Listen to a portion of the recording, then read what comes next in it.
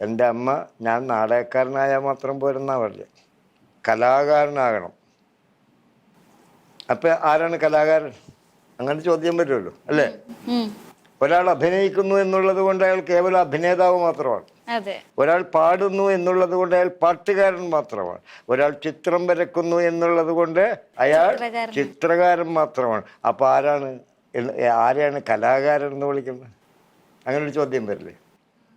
സാധാരണ നമ്മൾ പാട്ടുകാരെയൊക്കെ കാണുമ്പോൾ പറയും അല്ലേ കലാകാരനാണ്.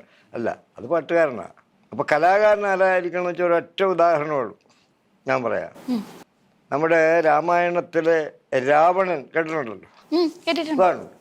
രാവണൻ 3 ലോകങ്ങളെയും കീഴടക്കിയ പാട്ടുകാരനാണ് പുള്ളി.